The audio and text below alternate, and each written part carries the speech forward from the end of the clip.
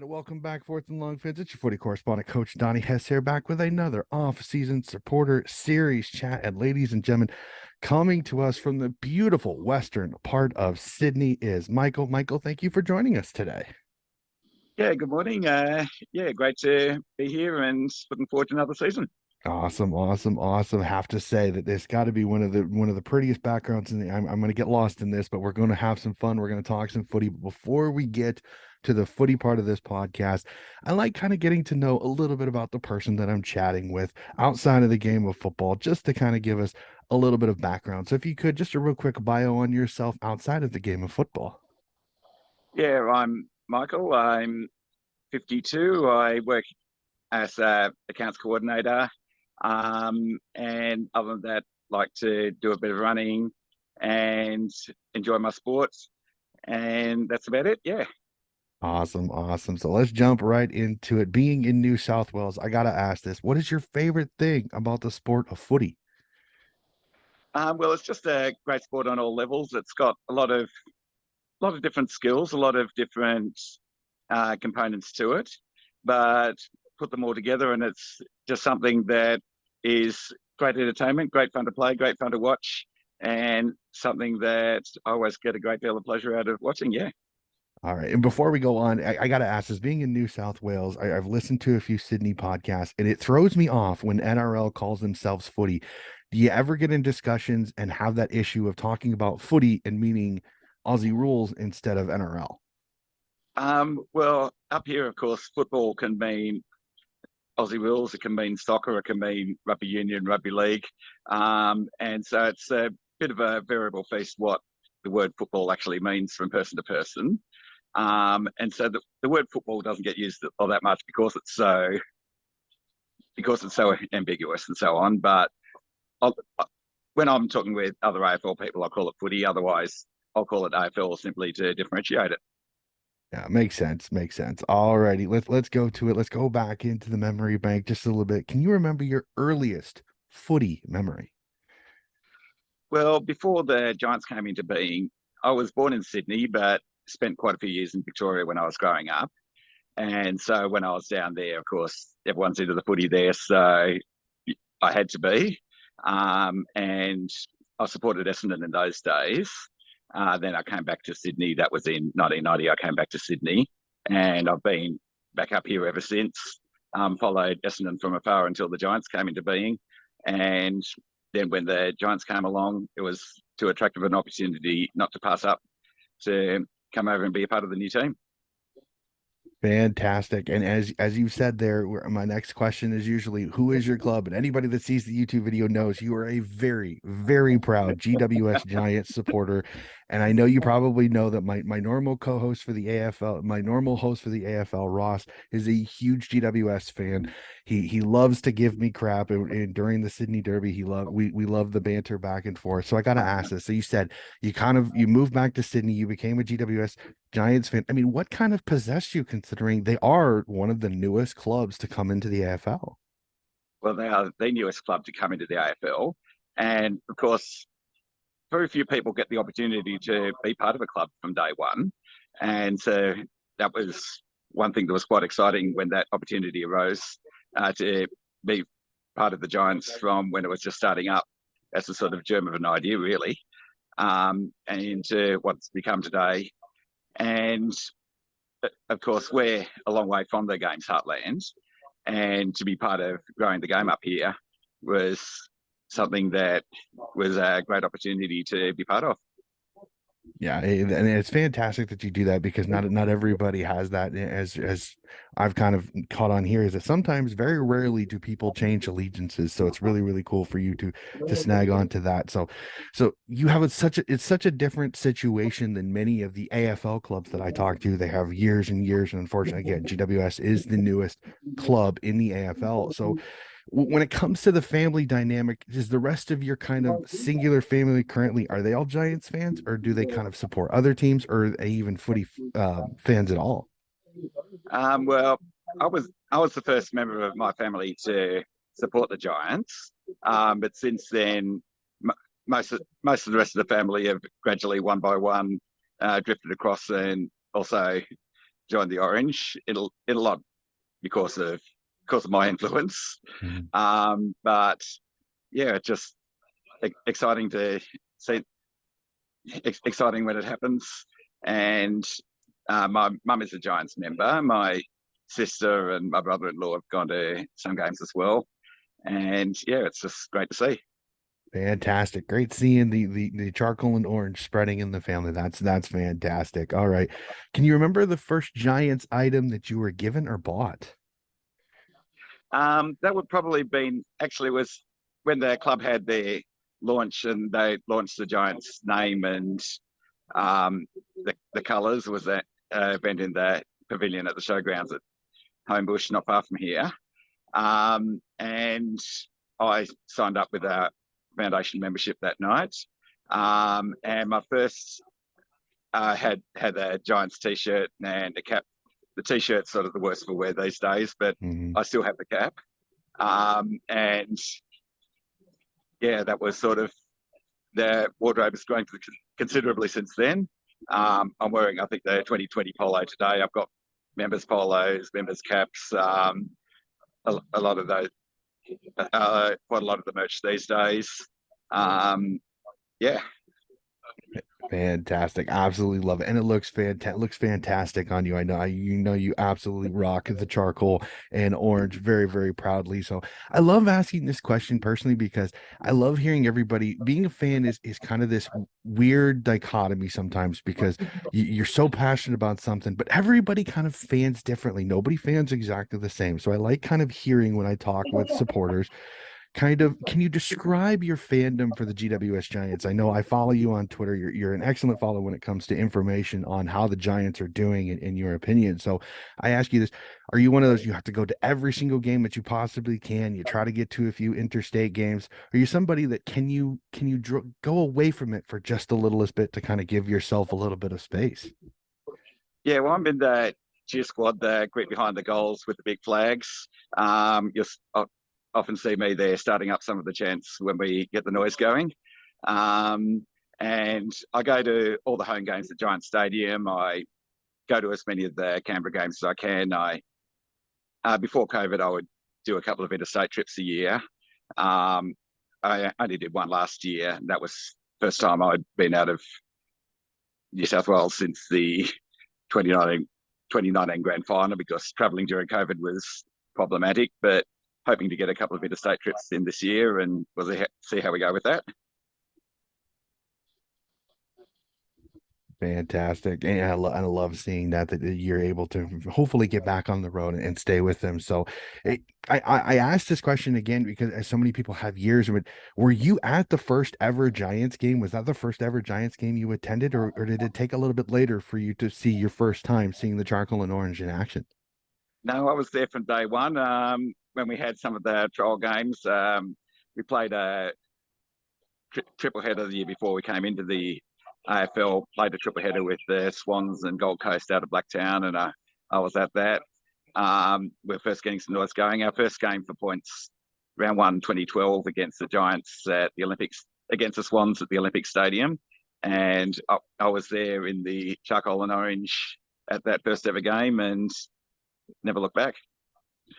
That's absolutely awesome. Been there since day one. That is great. So normally I ask this next question, but again, with GWS being rather young, I will generalize this.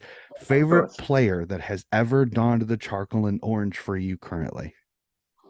Um, well, pretty much all of them. But if I was to nominate one, it would probably be Stephen Cornelio, one of our current captains, who again has been there since the start and been a major part of the club. Had his ups and downs, but is certainly up now as a captain. I got plenty of other favourites as well. Bill Davis, former captain, was one I always used to enjoy watching. Toby Green, of course, is massive favourite. Josh Kelly, Lockie Whitfield in midfield. We've had some great players come through the club. Yep, Shane Munford in the ruck. He's retired now, but was another one who was always exciting to watch. And there's been plenty of other good ones coming in and out. So yeah, And a lot of youngsters to grow up with too. 100% agree. All right. Again, absolutely. GWS may be a young club, but they've had some there's had a lot of success after a few lean years early. So I asked this, and I love seeing the facial expressions when they recall this. Most memorable moment as a GWS fan so far. The most memorable moment would have to be the prelim final against Collingwood at the MCG 2019 when we qualified for our first grand final. First half was a bit of a low scoring slog. We got a run on in the third quarter, built up a decent lead, and then Collingwood came storming home at the end. And we were just hanging on for dear life, hanging on, hanging on, hanging on. As the minutes ticked by, and finally the siren went. And, oh yeah, how good was it? We're in the grand final. That's always that great feeling, that siren knowing that you have a chance to play for a premiership. Absolutely fantastic. Had to admit it kind of surprised me, but I was happy for the GWS fans to be able to get to a grand final. So we talk a little bit about the past. Let's go a little bit closer now, present day to let's go to we're in the off season. So let's go to last season. And again, this is one of those that, depending on who you talk to, sometimes can always be fun. Kind of what were your thoughts on GWS's season last year? Not exactly as successful as some of the years prior. No, it wasn't. It was a challenging one, and it was difficult. It was always hard to say goodbye to Leon Cameron, our coach, who left halfway through the season. Um, and he was absolutely the right person to take over from Kevin Sheedy back in 2014. Whether it was still the right person in 2022 was hard to tell, but 8.5 years is a long time to be in any one job. I've never done it, and yeah, it's been a long time to. It's a long time. He had a great influence over the club, but it was time to move on. And of course, that had its challenges when we only had interim coach for the rest of the season, decimated injury list, and in some ways now we're only rebuilding the club after COVID now.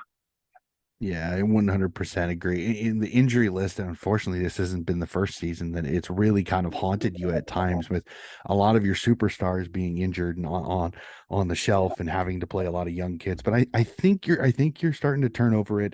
I think with the new coaching staff, I think let's see how the new coaching staff comes in. So we're just a great transition. We go to the Absolutely. off season, and this is probably going to be an interesting question for you because you see a couple of really talented players go out the door, but you get the number one overall draft pick. You bring in a kid that I think a lot of people are super confident could have a great career in the AFL. So, thoughts on their off season, or are you somebody that doesn't keep an eye on the off season very much?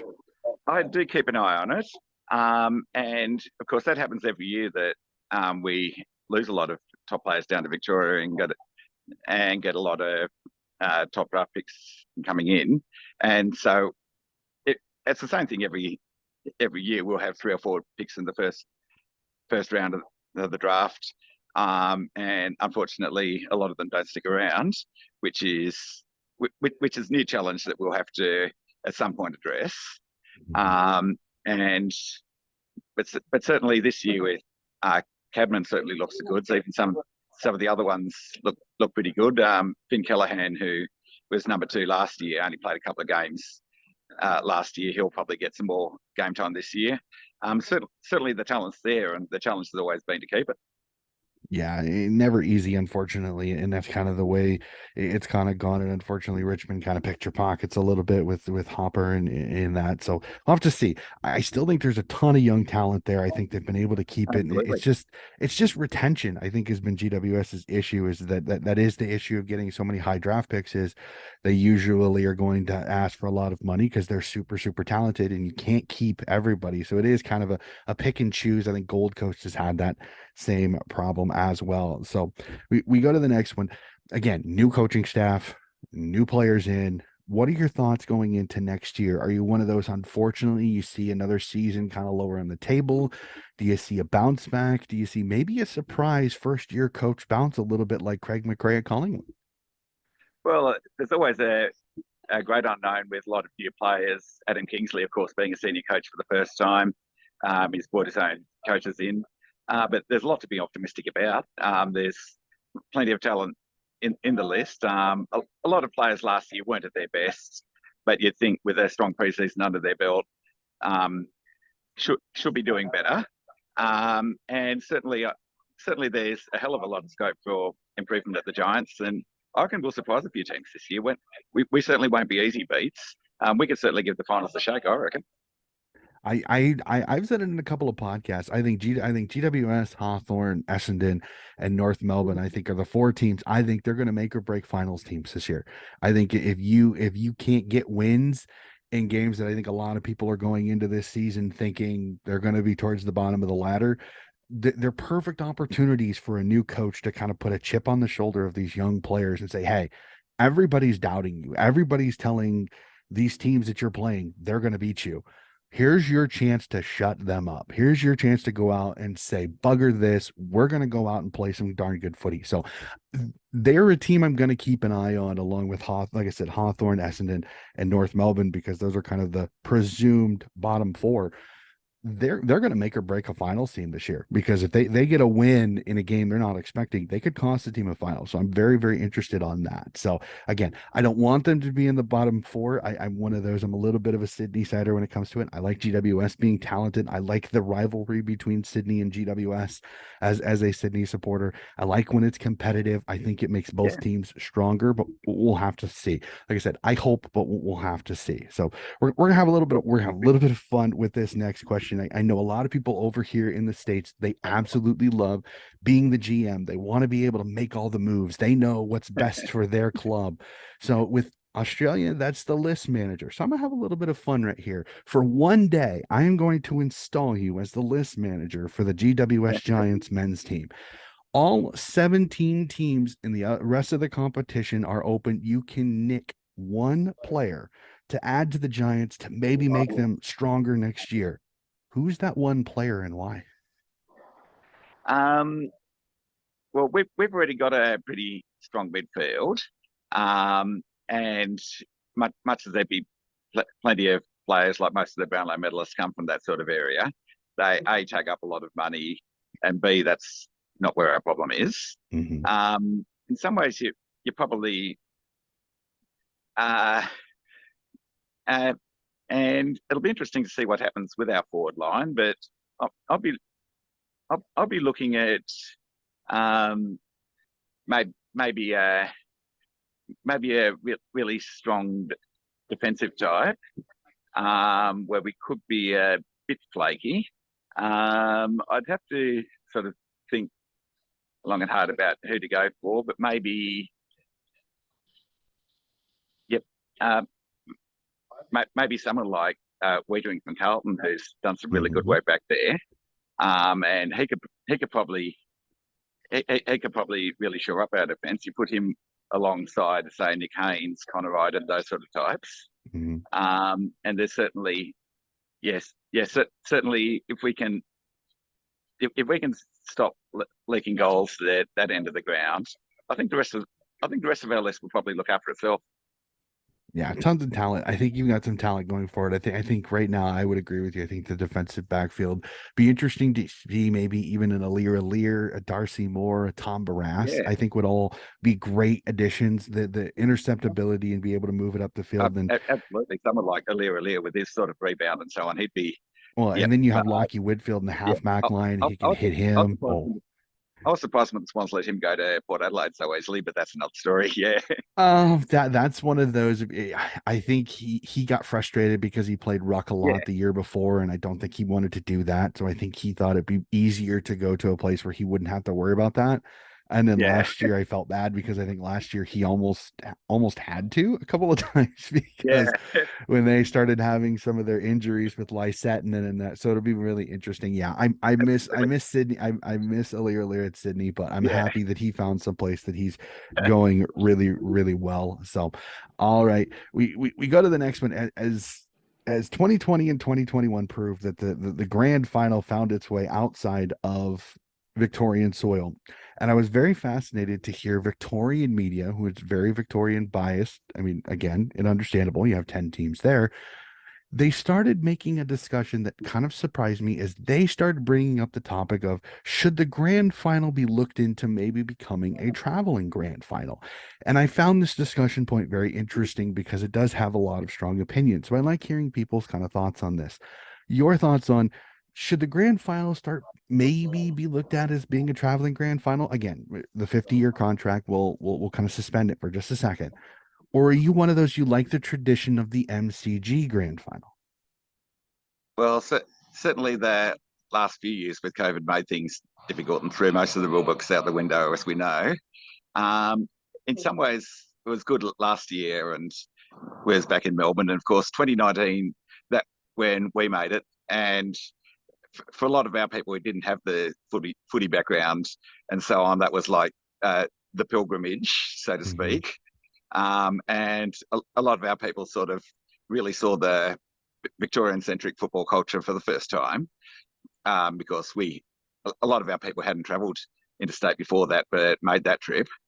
Um, and and so in that ways, it was a fascinating sort of experience to be part of, like the parade and the Friday night and everything around the MCG on the Saturday and all that. Whether we could replicate that in Sydney if we were to finish top of the ladder and have a grand final at Giant Stadium. Well, Giant Stadium's too small for a grand final, but even if you have the grand final at the Olympic Stadium or whatever like that, whether Mm-hmm. we could replicate that sort of culture in Sydney, I don't know. In some ways, I'm a bit of a traditionalist, but um, and so on. I certainly enjoyed the trip to Melbourne, and even if even if there'd been home grand final rules in place and so on, Richmond would have qualified for the home grand final that year anyway. So we would have still been in Melbourne. Um, for the sort of integrity of the competition, you'd like to see the team that finishes top or the higher qualifier have the home grand final, but it will be quite a logistical exercise. And so, Mm-hmm. yes, it's not. And so I sort of, I'm a bit split on that. Bit split on that, as you can probably tell from that answer. Mm-hmm. There's for and against it, but in some ways it'd be awesome to have a grand final up here. I'm one of those again. I don't think there's a perfect answer. I think the 50-year contract kind of it negates much of it, but I think it is. I'm surprised that it was being discussed or even thought about, especially by Victorian media, which again tend to be very, very Victorian bias. And again, you got 10 teams, it's very easily for that to happen. So we jump from a grand final to next season. We're getting closer and closer, as we discussed. We are a little over a month away from the first games. So this year we have an extra round, and that's going to be in South Australia as kind of the magic round of the NRL ripoff of Together rounds, yeah. Gather Round, which again, whether I like the name or not, we'll leave that discussion for another time. But I'm fascinated by this as somebody again in New South Wales again as a club that is still growing.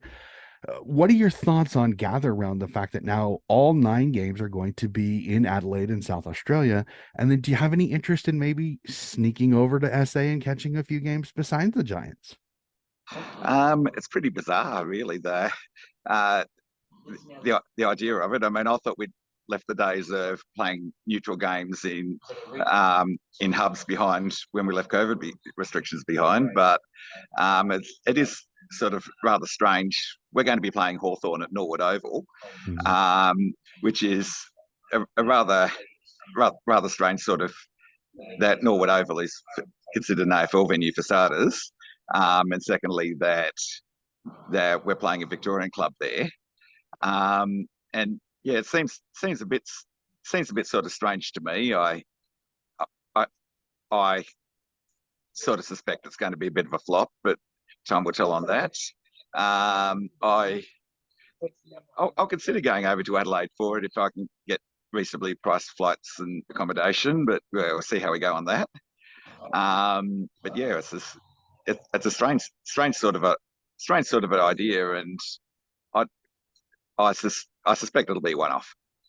We'll really have to see. I know I listened to a podcast out of South Australia, and the last time that I had heard, most of the hotels in Adelaide are booked out for that weekend. So it's getting harder and harder to find an accommodations, let alone the ticket prices for flights. So I'd be very fascinated. I don't think it's going to be a flop. I'm just interested to see if this is going to be a one-off, that they're only going to do it one year, or if this is going to become a constant.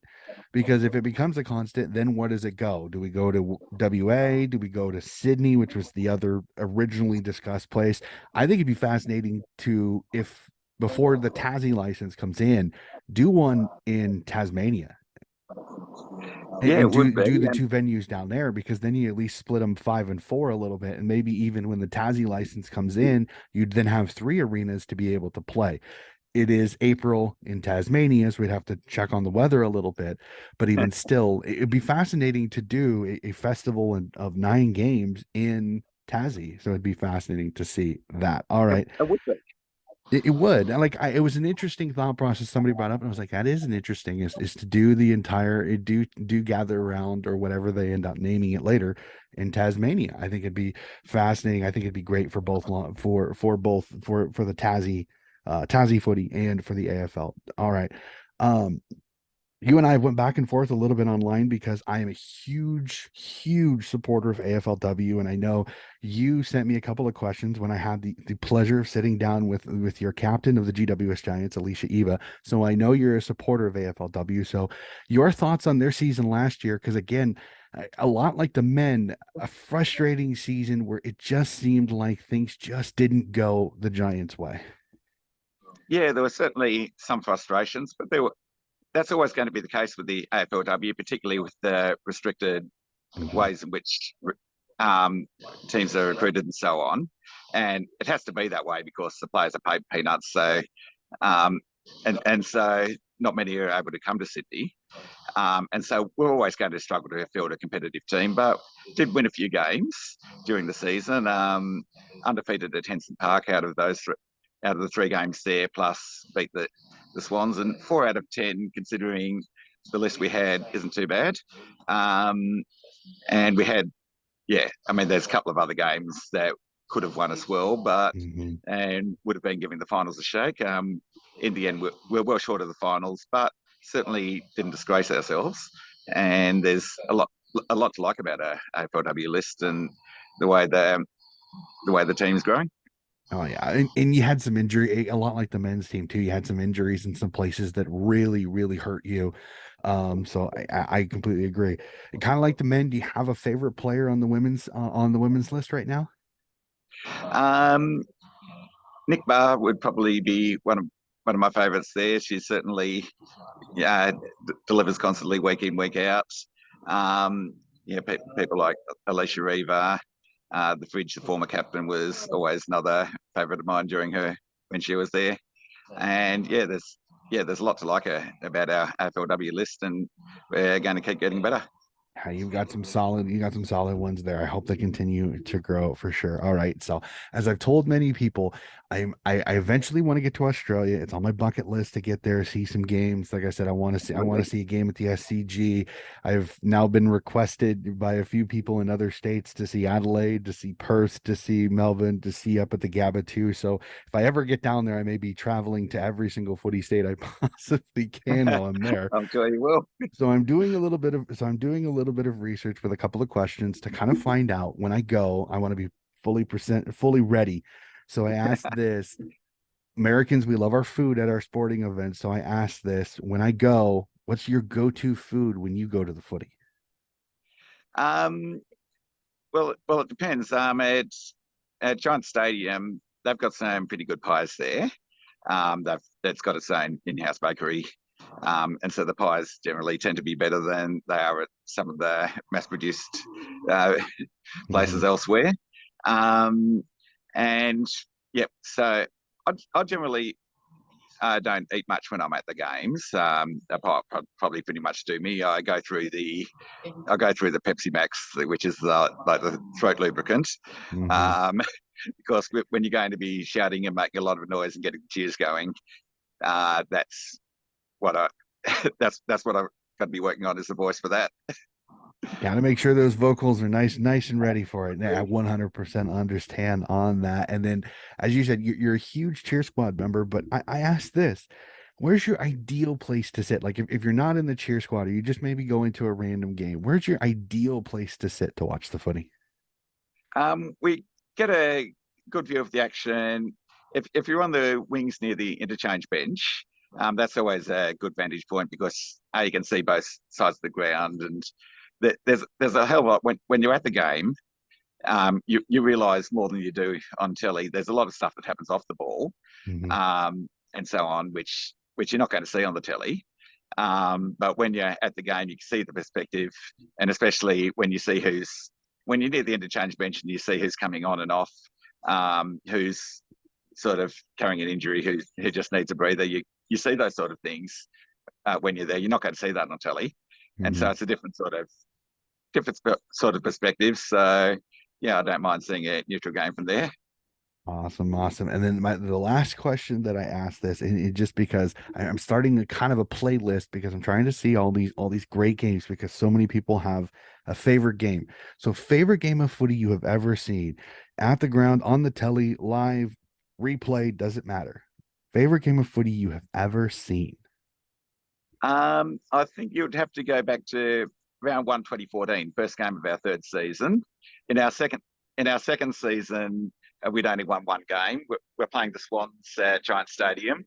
Quarter time, massive thunderstorm hits the ground. They're off the field for 20 minutes. We're all moved back undercover so that we don't get struck by lightning like one of the light towers was.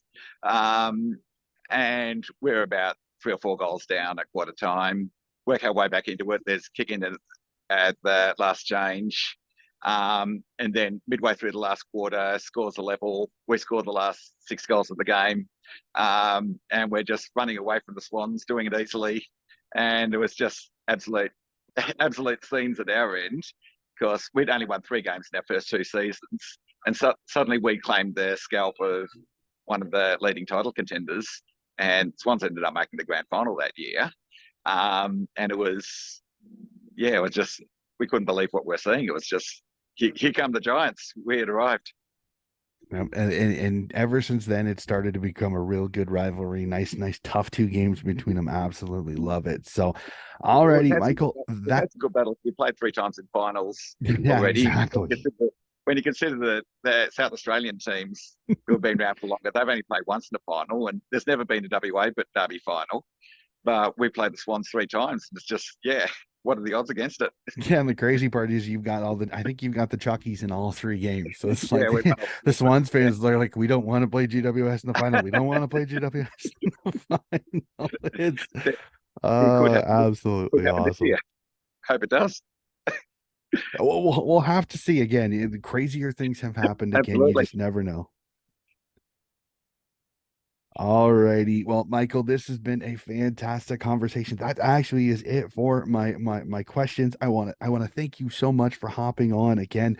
Such a serene background for you there, but I genuinely appreciate you hopping on it again, telling me a little bit about your beloved Giants. It's been a fantastic chat. Thank you, Donnie. Good luck for Uh, the season.